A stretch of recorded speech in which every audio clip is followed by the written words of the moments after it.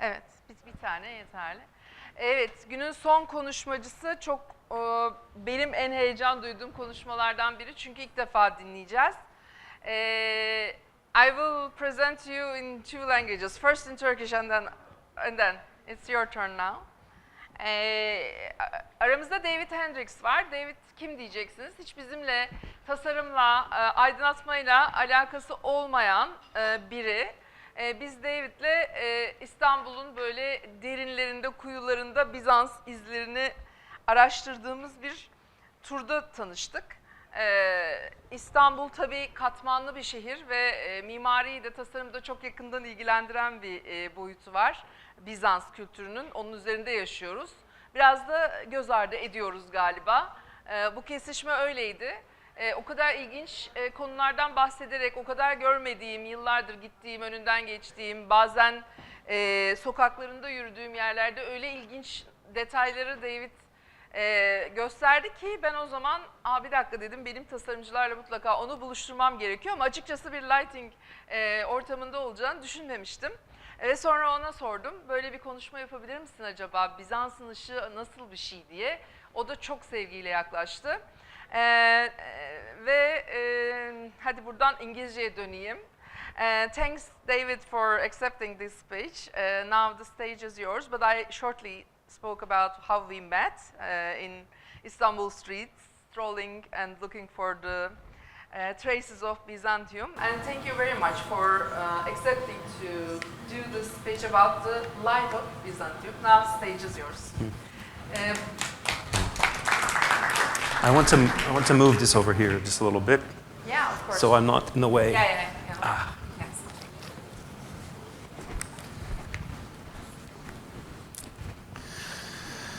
Okay, so as you heard, I'm David Hendricks. I'm the creator of a project called the Byzantine Legacy, and I will be talking about the light of Byzantium. This will mainly focus on Hagia Sophia. So yes, I'm the creator of the Byzantine Legacy. If you want, you could take a look at the website, also social media, for example, Instagram. And it's very interesting to have this talk today, because today is actually the birthday of Constantinople. So Constantine decided to make this his capital in 324, and he did some work, and he had an official celebration on May 11, 330. So this is a very kind of funny coincidence. We originally were planning on doing this, I guess, on Friday or something like this, and we moved it to this day, and it just happens to be this day. So a lot of these events celebrating the inauguration happened at the Hippodrome, At Meydanı in Sultan Ahmed. So after Constantine defeated his last rival in Üsküdar, actually, he became the sole emperor of the Roman Empire. And he decided to move his capital here, to the old fishing village, Byzantium, which became the new Rome, Constantinople. Even in Ottoman times, the official name was Kostaniye. So Istanbul also is a name that's over 1,000 years old. So to inaugurate his capital, so I'm just giving a kind of very basic overview before I get into specifically the details of Hagia Sophia and why it's unique about light. When he inaugurated the new capital, he and many others were building lots of different kinds of buildings to make this a grand new capital. And this involved, for example, making the Great Palace, the Hippodrome, and other things like this. So if you had visited Rome around 400, and then you visited this city, they would look quite similar in many ways. Here you have Byzantine 1200, these wonderful reconstructions of this city. So this is around Bayezid, the Forum of Theodosius. So if you had visited Rome and you visited the Forum of Trajan, you visited the Forum of Theodosius, these would have looked quite similar. So you would see many grand imperial forums, these kind of public squares, colonnaded streets, and things like that. Lots and lots of statues everywhere. However, there were some important differences. So in Rome, all of the public squares are rectangular, squarish, But that's not the case for Constantine's forum, which was circular shaped. And we do know that there were some of these kinds of things in Syria, so circular shaped forums. This is very unique, though, in the Roman Empire as a whole. And he decided that he liked having this kind of a circular forum.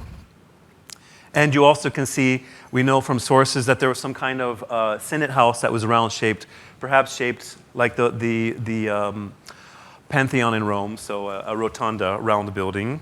And so there are lots of these kinds of octagons, rotundas, lots of circular kinds of spaces developing more and more over the next century or two. This is very different than classic Roman architecture, which it's much more linear.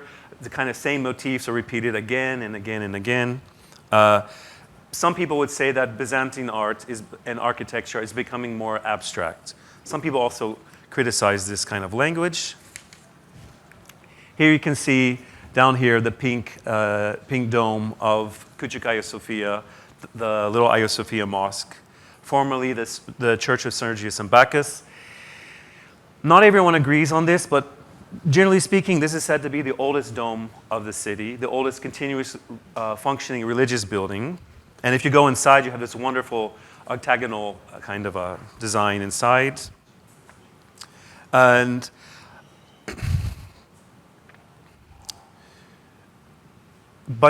so if you look at Hagia Sophia, it's this incredible, massive structure.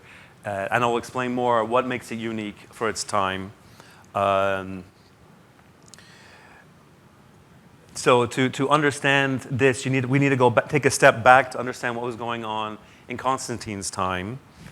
But also we know that in the future, the many sultans are obsessed with Hagia Sophia and they want their own versions of it. So this becomes a city of domes, perhaps more than any other city. I mean, domes here and again and again and again. And of course, in the Suleymaniye, you see lots of smaller domes in the madrasa and things like this. So it's the future, but going back to the past, what makes this structure unique is what we need to understand what was here before and what kind of churches were before. So basilicas, this is the kind of classical kind of church that Constantine made in the 300s and 400s. Basically, it's a kind of rectangle with a rows of columns and a wooden roof. So when Constantine decides to start making churches, he needs big public spaces for Christians to meet. Pagan temples were typically not so big. Some were quite small, some are bigger. But the main public space is the altar outside. So temples were basically, we had the priestess inside, and the outside was the focus, both in terms of its architecture and the altar where the rituals would take place. And that is not very suitable for Christian worship. Basically, you have these classic basilicas that were civic structures, administrative structures, law courts, things like this. So Constantine decided to take that kind of secular civic structure and use it for his church. And they typically would have 2 rows of columns, a wooden roof. So this is a drawing of the old St. Peter's Basilica. Now if you go to the Vatican, there's a new church there. This has 4 rows of columns. Sometimes they would just have 2. And they would also have this big courtyard in front. And of course, we can also see this in things like Suleymaniye. So this is also a feature you see in mosques today.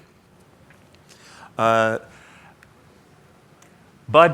the first and second Hagia Sophia burned down. The second one burned down in 532. So Justinian, who was very ambitious, he wanted to reconquer the Roman Empire, got to do whatever he wanted to do with this space. And he decided, basically, his design is how you circle a rectangle. So there was a rectangular space for the basilica, but now you have a dome in the middle. And this has a lot of special effects on the building. So one of the things that you will see is that you'll have 2 major piers supporting, you can just see 2 on one side. So 4 supporting the main dome, and 2 on the east semidome, and 2 on the west semidome. This is what supports the building. And of course, this dome allows for something very different to go on inside rather than a wooden roof. You have something that allows a lot of light to come into the building. So this allows for more windows as well, and definitely a new kind of play with light. So here also can see this is way more complicated than the simple rectangle with a wooden roof. So it's very important to note something that's often misunderstood. Here's some more things that make this space very unique and different.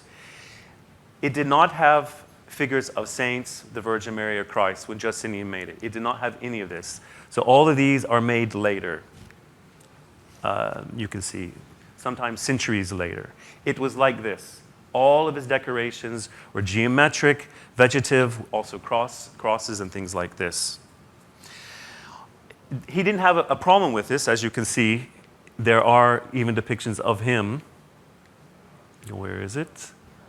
And with priests and his soldiers. This is something that's in Italy, so made around the same time as Hagia Sophia. He doesn't have a problem with it. The main idea is that he was probably didn't want to take away from the grandeur of his beautiful, wonderful building and its special designs. So this is what it looked like. I just want to say very quickly thanks to my friend Bige R, who kind of helped me with this a bit. This article helped me a lot. So this is really far beyond some of my knowledge. So I did a lot of research to prepare this. So this is an article she published. Basically, a group of second-year students went to Hagia Sophia and made observations. And interestingly, a lot of these observations they made are the same that were made by contemporaries when Justinian built it. So it's a very interesting kind of overview of some of the things I'll talk about. And these are 2 really great books that go into the aesthetics and light. The second one also has a huge amount on the sound. Sound itself is its own special thing in this building. So one of the things that these students noted, and it shows up in various kinds of descriptions. So in classical Greco-Roman architecture, columns are on top of each other and they support the structure.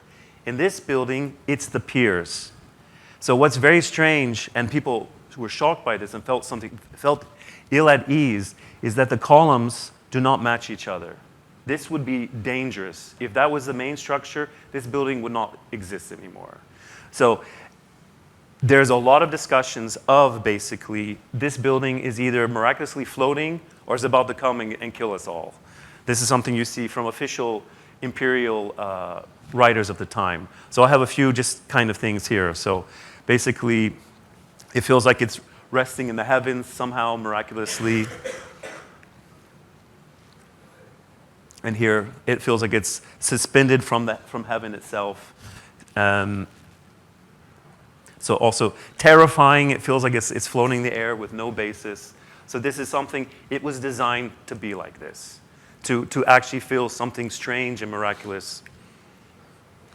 And before we continue, so one of the things, when you visit medieval buildings, ancient buildings that survive, we have now electric lights. So I was very lucky to go to Carrier a year ago, and for some reason, the electricity went out. And I got to see it with its natural light only.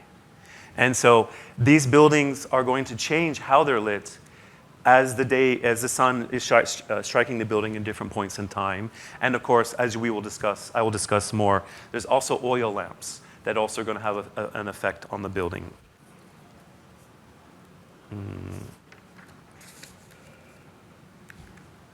So as I mentioned, the design of this building is, so you have these piers that are hidden, that are doing all the support. So this allows the windows, allows the walls to actually be pierced many points in time for more light. So this is a building that has way more windows than one would expect in a building, because these piers are doing all of the load-bearing work.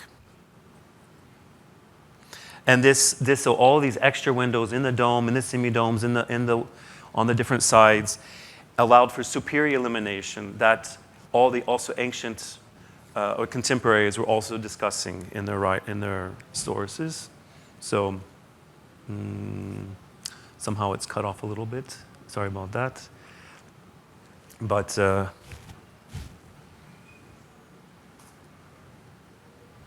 so you have some sources that basically saying the way this is designed, it almost feels like it's itself a source of light.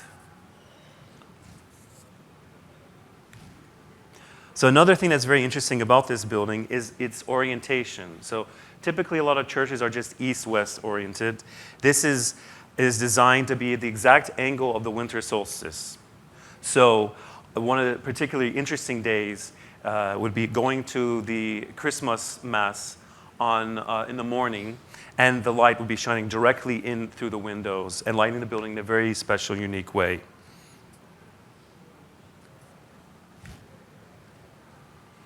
But as the day progresses, light is hitting the building in very different ways. And it's, of course, also very important to think about this not as in a secular sense, this is a blank space, a neutral space. This is a place for religious services, chanting, movement, and a place you're supposed to experience the divine. And it's designed to do that. All of this light helped it become a model of heaven on earth.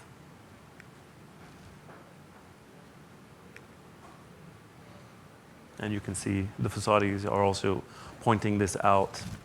There's this really incredible series of photographs from the mid-20th century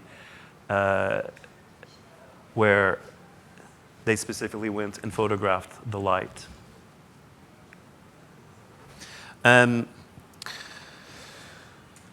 So yeah, all of these curving spaces and things and all these windows allow for a very interesting play of light. But also the marble itself is playing a role in this as well. So the way the light is moving across the building, different points in time, the marble itself feels like it's actually radiating the building, as you can see here a little bit.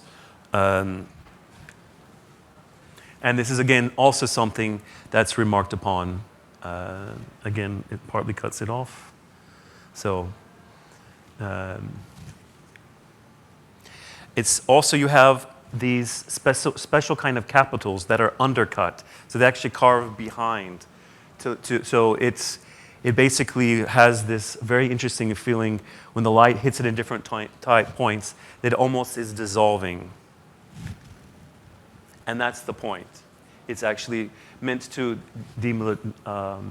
look like this.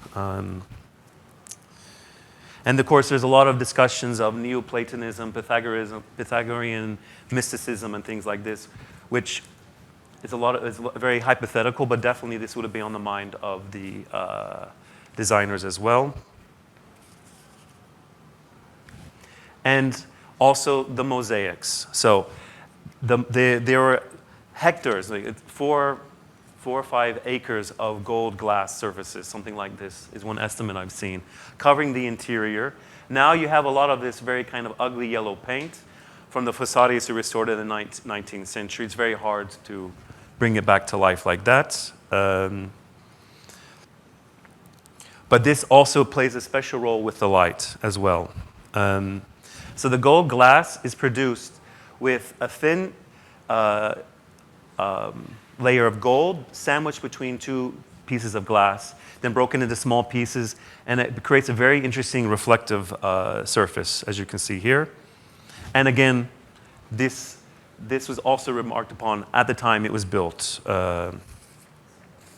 So these, of course, were added later, but you can take a look at how, here's the original, how the light changes the mosaics themselves.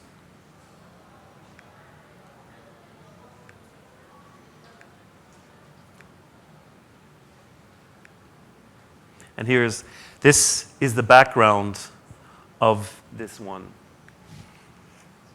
So there's even different kinds of methods of using the gold glass.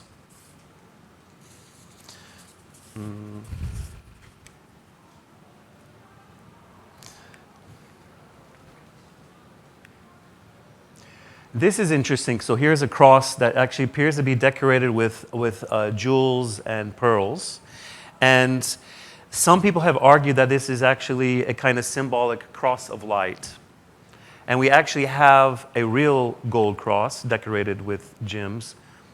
And if you look in the middle, you will see there's a radiant sunlight surrounding a smaller cross in the middle. So not just play with light, like symbolism of light as well. And again, there's no Christ, no Virgin Mary. It's all abstract symbols and crosses. For me, though, I think one of the most amazing things about this is the marble pavement and the way this reflects light. So the first pictures I will show are the main floor, now covered with carpet, so you can't actually experience this. And all of this is artificial light.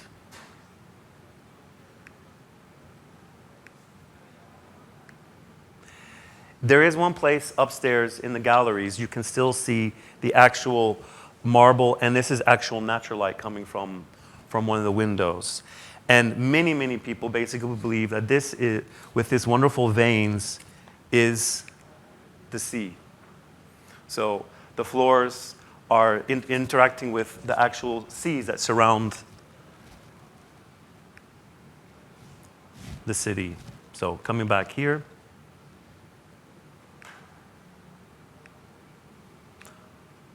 So the light throughout the day is hitting the marble floors at different points in time. And especially how it has these veins, it's basically said to be the sea. And so another thing to discuss are the windows. So there are 40 windows. There are 40 windows in the dome, 35 windows in the semi-domes, and many more windows on the flat surfaces of the side walls. Unfortunately now, several windows are bricked up, so not all the windows here actually are windows anymore. And all the buttresses that were added, both in the Byzantine and Ottoman times, also block the light. So it's not possible to actually experience the full light this building would have received once upon a time. And again, the windows were commented upon at the time.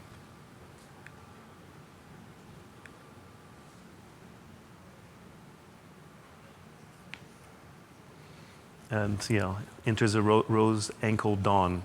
So discussing being in the building as light is first entering. So it's mainly assumed that there would have been perhaps lightly colored glass. The building is decorated in a way that maybe you don't want to disturb the light. There are some people who say that there would have been some colored glass, not stained glass, but a kind of precursor to it.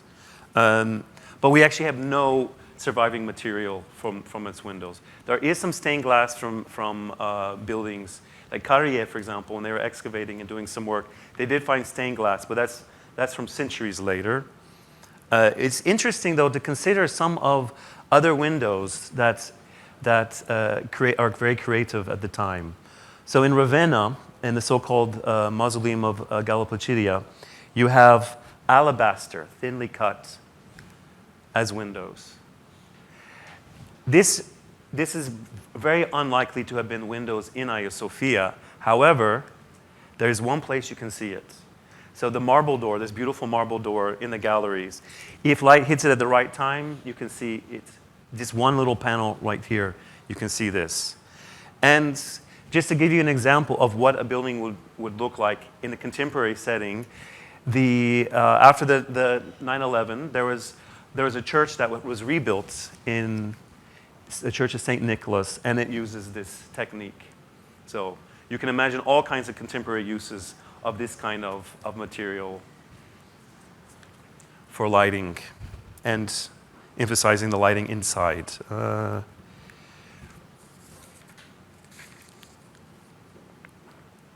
So far I've just been talking about natural light.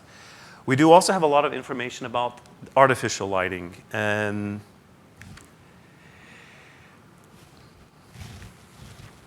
I couldn't find an actual real oil lamp from a museum or something. I could actually only find this one on Etsy, but this is a way you need to understand how this building was lit at the time.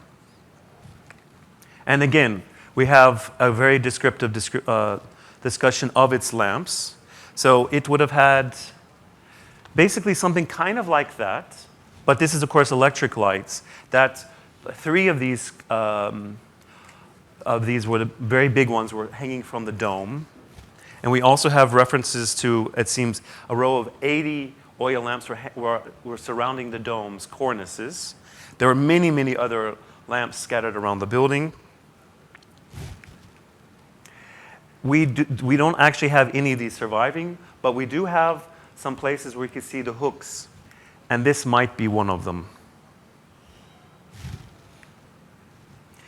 This is the largest surviving example of something that would have been hanging from the dome. And it had, I guess, 17 lamps, 1 in the middle and 16 around.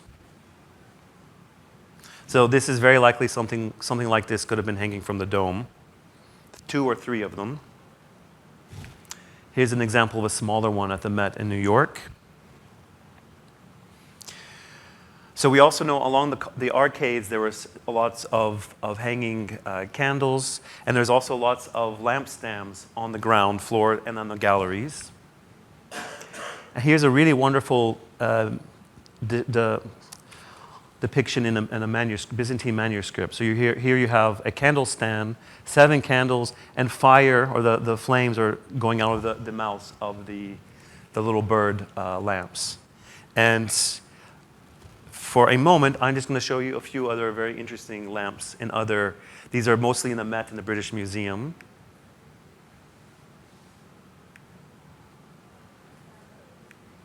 So these are all from the same period of time. So very interesting designs.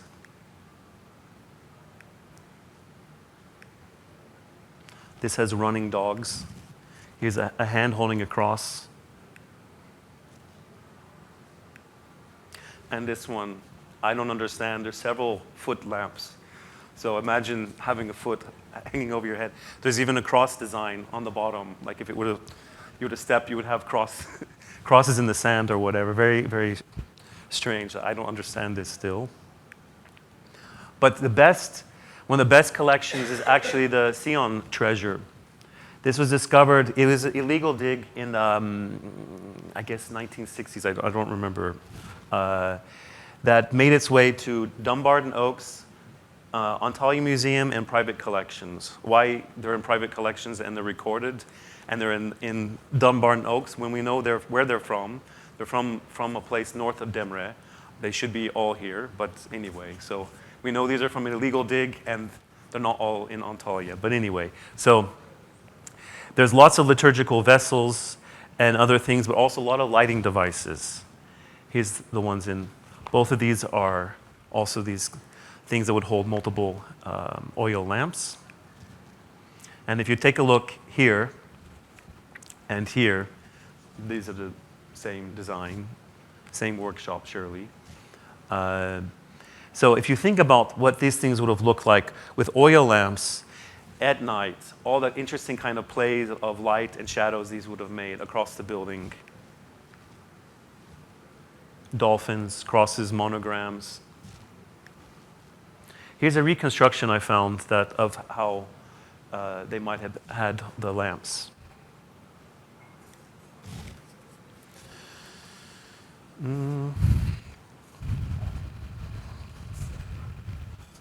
So these kinds of lamps were all over the building. So like I said, lampstands on the ground floor, on the galleries, hanging from next to the columns, hanging from the dome.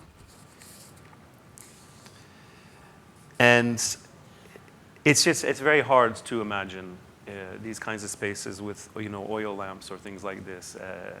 This massive amount of space. So one very interesting calculation I found, this is very hypothetical, but one scholar argued that one of these, let me go back here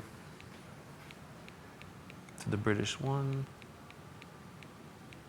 So this, wherever it is, this one, which held would have maybe been equal to a single 40-watt light bulb. Not very much light. So it's very hard for us to understand this massive, massive space with 1,000 flickering lights, but it's all quite dim, what this kind of effect this would have had being there at night.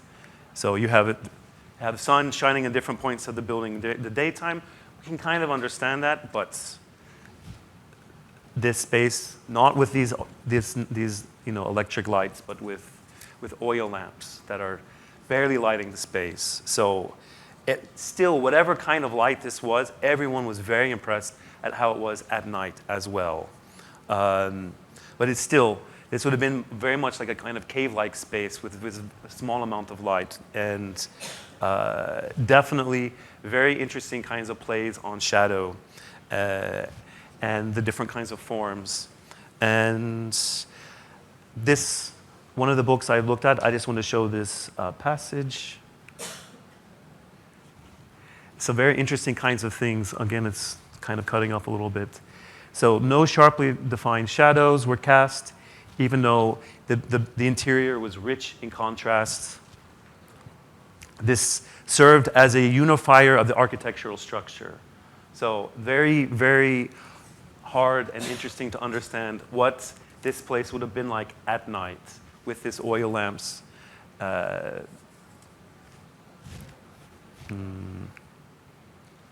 With electric lights, it would be amazing to do an experiment with this, but we'd also have to remove the carpets to have that also reflecting light as well. And this is just the building's light. There's a whole discussion of buildings' sound as well. It's a very strange, creates a very strange sound scape and very strange reverberations with all this marble and the vastness of the space. And I think I've done okay with time. Yeah, so I will say thank you. Yeah.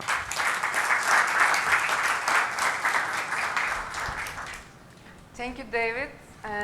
Do we have any questions? Sorumuz var mı? Zeki Bey, buyurun. 2 minutes because we share something in common. In 1991, I was commissioned by Ministry of Culture first time to artificially lit Hagia. And I will share with you wonderful photographs taken by Thomas Mayer, the photographer. He came in 1993, I think, to Istanbul to photograph Hagia Sophia. We did all the interior, what you have shown. Actually, you have 1 or 2 photographs with still the tracks and the uplights that I put to light up mosaics. We did the architectural interior lighting with Erko. With all the emphasizing all mosaics, the outer narthex, side narthexes. The dome has 40 ceiling wash lights. I still keep in my office all the plans. And there was something that we couldn't do. We could not put a nail in the walls. So I use these hooks, which are all in the ceiling, to bring with wires to hang the systems. I used the original hooks. They didn't let us put one single nail or drill. It was not possible. There is also one book which I suggest you to have a look. It's called a very famous photographer, architect photographer. His name is Ahmet Ertuğ. Ertuğ Kocabıyık Publications. Yeah. He made in 1990s, 94, 95, a book about Hagia Sophia, and at that time, the Hagia Sophia was not open at night, but on the floor upstairs, with the minister at the time, Ministry of Culture, the book was launched. A big book there. It's available by Ertuğ Kocabıyık. He took photographs of Hagia Sophia. Wonderful photographs. Yeah, very so much. we will exchange our things, and I will share with you the Thomas Mayer archive. I have it. Oh, very cool. Thank you. I can imagine there's a lot of architecture history students who would be very interested in your work on mines. And at the time, I remember you talked about the glass. They changed the glass. And there were still very old glasses, maybe dating from Ottoman times. But the glass, of course, plays a very important role in the transmission of the natural daylight coming in. But in the years go by, they changed, of course. They changed. Wonderful. How much of the current lighting is the same? How much of it has changed? I don't know anything about it. I don't think any of that is left because it was the old generation, halogen light. Warm halogen light, very good light actually. But I also remember these the hanging chandeliers. I remember the original ones made of wood. They removed those wood ones, very old ones, to the warehouses. They brought in new ones. The ones that are in there at the moment with electrical light are new. But in 1990, I still saw the old wood ones. That would be very interesting. Yeah, to but see. they still keep them. I don't know where. Great. So let's go continue in the cocktail. Arkadaşlar çok teşekkür ediyorum. Şaka maka 6,5 saattir buradayız ve bu ekip galiba core ekip 6,5 saattir burada. Bir fotoğraf